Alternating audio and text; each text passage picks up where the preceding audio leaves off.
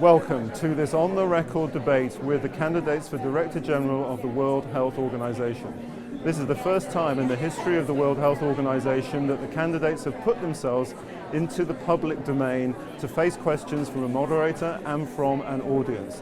This is an historic occasion. Welcome to this discussion. Enjoy, and we look forward to the next 2.5 hours of unprecedented insights into the future of the world's most important global health agency. Each candidate is being given a strict 3-minute opportunity to explain themselves, their manifesto, and why they should be Director General of WHO. 3 minutes, Dr. Bustreo. Why you? Why me? I have 3 qualities. I have the character for being the captain. I have the capacity, and I have the courage. That's it. Okay, very good. Professor Douste-Blazy. For me, the WHO has to be the organization which defines health as a political priority, not only as a technical priority. Dr. David Nabarro.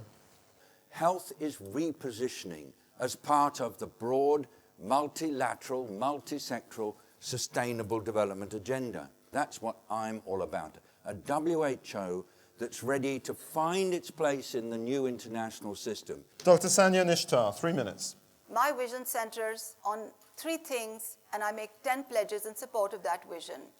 Number 1, I commit to restoring trust in WHO and ensuring that it is once again the world's leading health agency. Secondly, I pledge to focus WHO squarely on its core mandates. And thirdly, I lay emphasis on partnerships. Dr. Miklós, Szócska. I selected 4 simple words for my campaign slogan. Better health, stronger WHO. This is simple but interconnected. You know, I'm 100% sure that we can only achieve better health if we have a strong, agile change agent for health, globally.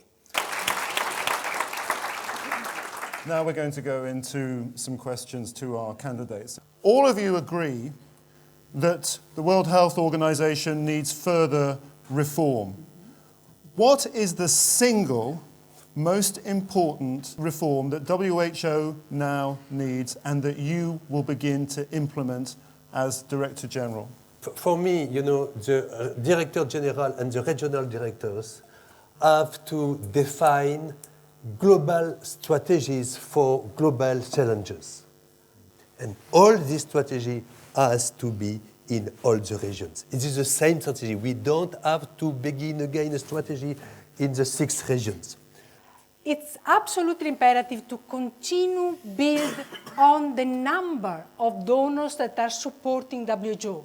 So expand the contribution and the number of donors.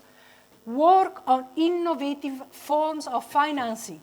As a vice chair of Gavi, I've seen the power of those innovative financing. Strong WHO depends on performance.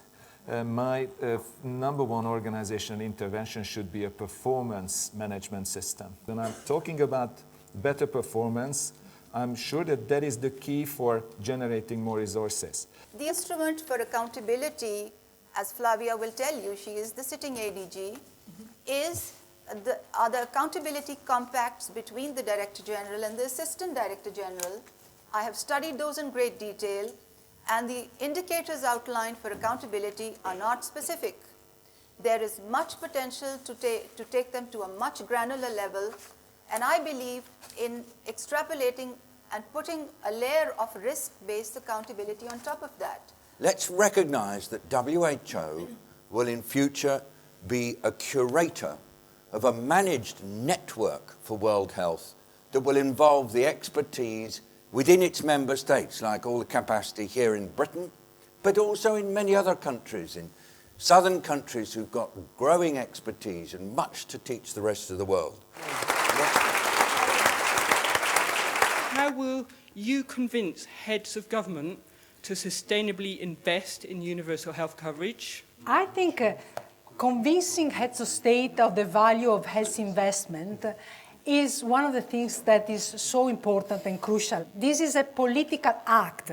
So when you convince heads of state, as I have done in convincing them on the value of investing in women and children, you have to use a range of arguments. I think that it's terrible to see that less than 1/3 of children with pneumonia in the world don't have access to antibiotics.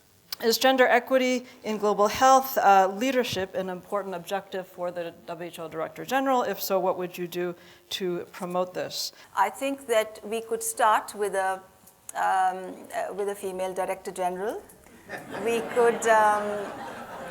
We could, of course, start with balanced gender representation in senior appointments and at all levels. For me, WHO needs to be able to approach issues of health from a 100% feminist perspective.